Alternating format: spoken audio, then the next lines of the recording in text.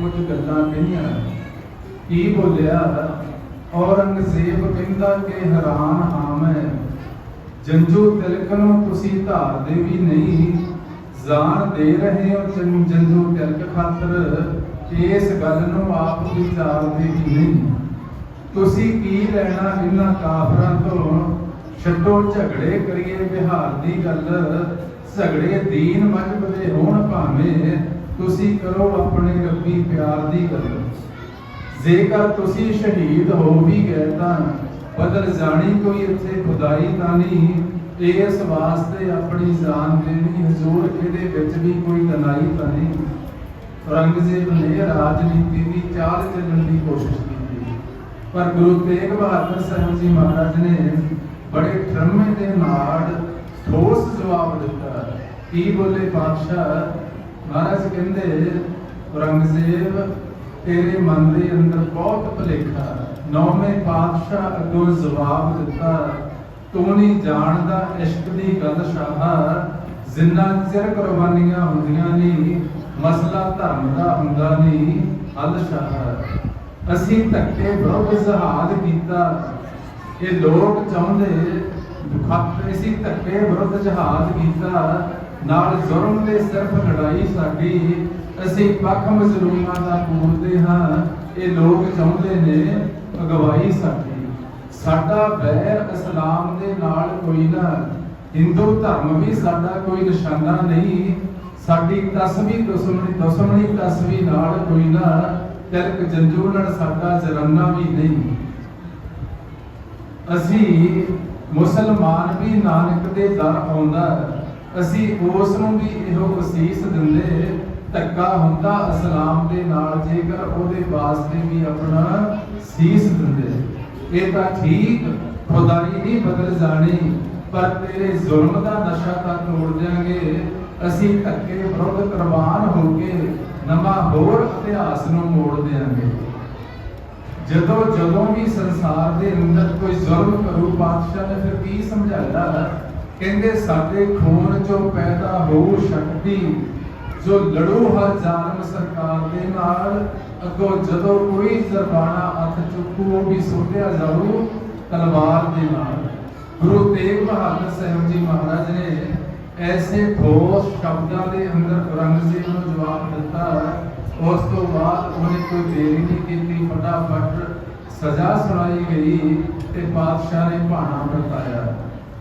सारा कुछ करने तो बाद पातशाह ने सानू एक बहुत बड़ा खजाना दिता गुरु साहिबाना की बाणी जिहड़ी अज दे सड़दे बढ़दे संसार दे अंदर इको एक साडे कोले शांति का सुरमा जे असी गुरु ग्रंथ साहब की बाणी नूं ध्यान नाल पढ़ लईए इहनूं समझ लईए जो बाणी कहंदी आ ओह कर लईए तां जिहड़ा अज संसार तड़फ रहा जिस तरह मछली नूं पानी चों बाहर कट के सुटते हो तड़फ रही है आपां भी तड़फ रहे हैं सारे ते जतन कर रहे हैं कि असीं धर्म दे काम करिए धर्म दे रस्ते चलिए जिथे साडी सोच खत्म हो जाती है उत्थे जे चंगे भाग होण फिर सतगुरु पातशाह का ज्ञान लेना सानू बनता। मैं बहुत इच्छा च घूम लिया इत्थे नालों कई गुणा उत्थे ज्यादा काम है पर फिर भी उन्होंने मन के अंदर प्यार है कि जिहड़ा मैं गुरु नानक दे घर का आपां नूं हुक्म नाल संबंध कढना उन्होंने इस पासे लावा जी तो कोई ना कोई जीव लावा ले सके। अज दे समय च सारियां नूं वधिया राह साडे कोल इक्को ही आ कि असीं गुरु ग्रंथ साहिब महाराज की पावन पवित्र बाणी की गल नूं जे समझ गए साडे जीवन दे अंदर तब्दीली आ सकदी है। जे असी इस गल समझण तो दूर चले गए ते प्रभात करिया शब्द गावण आईया शब्द उत्तम गावो हरि केरा मन जिनी बस कहे नानक नंदो सतगुरु मैं ए मन मेरा सो सकार हो हरि नाल जुड़े रह। अज ਆਪਾਂ ਧਾਰਮਿਕ ਸਮਾਗਮ ਕਰਾਇਆ ਜੀ ਇੱਕ ਵੀ ਬੱਚਾ ਸਾਰੀ ਜ਼ਿੰਦਗੀ ਲਈ ਜੁੜ ਗਿਆ ਤਾਂ ਆਪਣਾ ਜਿਹੜਾ ਸਮਾਗਮ ਕਰਾਇਆ ਸਫਲਾ ਹੋ ਜਾਣਾ।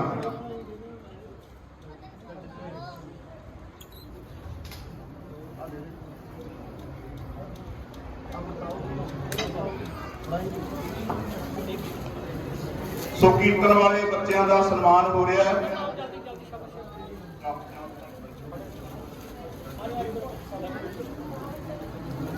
बोले सोनिया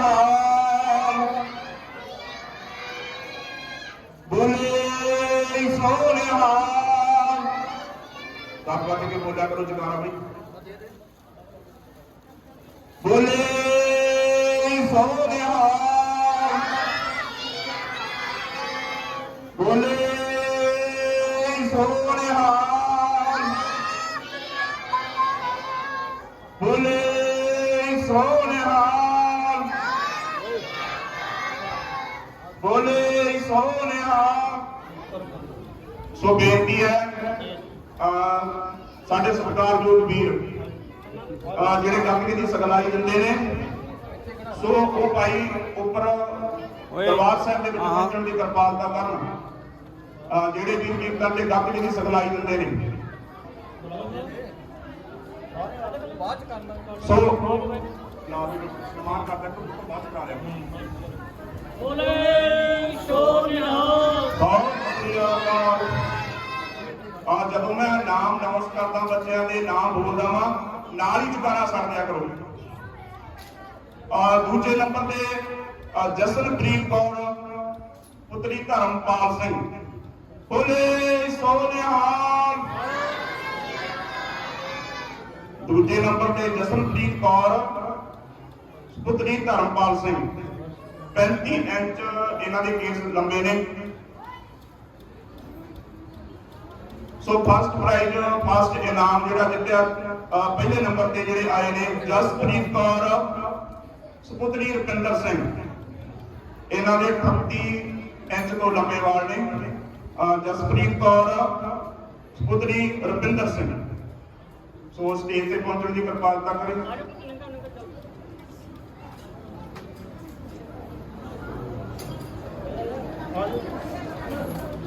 ਆਜਾ ਬੇਟਾ। बोले सोनिहाल। सो हुण लड़कियों की वारी है। तीजे नंबर ते आया अरमान सिंह सुपुत्र सुखविंदर सिंह 34 इंच। अरमान सिंह सुपुत्र सुखविंदर सिंह जकारा छड़ दिया करो भाई।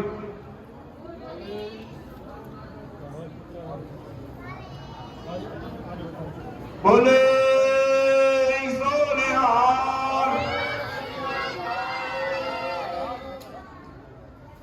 सो दूसरा नंबर दूसरा स्थान हासिल किया गुरसारण सिंह सुपुत्र जैसल सिंह। इन्हां दे जिहड़े केस ने वो 34 इंच लंबे ने।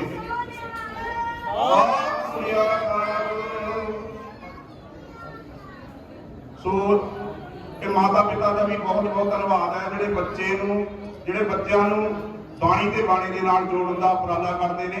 वो भी बधाई के पात्र ने। जिहड़े बच्चे अज जेतू ने, जिहड़े बच्चे रह गए वो कोशिश करो भी अगले दो जिहड़े हैगे आ पहले नंबर जिहड़े हैगे आ दो बच्चों ने प्राप्त किए ने। वो हैगे आ परमवीर सिंह पुत्र परमिंदर सिंह।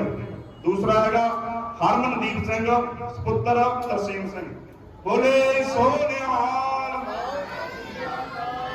ये दोनों बच्चे आ जाण। इन्होंने पहला स्थान किया हासिल किया दोनों बच्चों ने।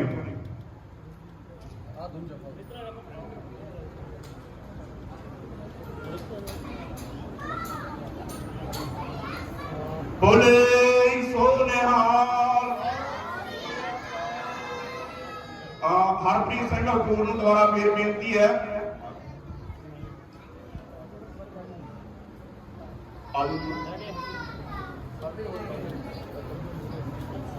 सो हरप्रीत मैं जिक्र करते हैं हरप्रीत सिंह का भाई हरप्रीत सिंह हकूर का कि 40-45 बच्चे ने जिन्होंने गतक की सिखलाई देते हैं।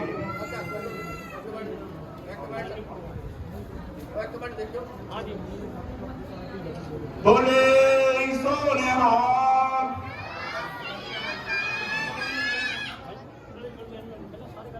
सो एक मिनट अमन दस्तार ਸੋ ਹੁਣ ਵਾਰੀ ਹੈ ਦਸਤਾਰ ਦੀ।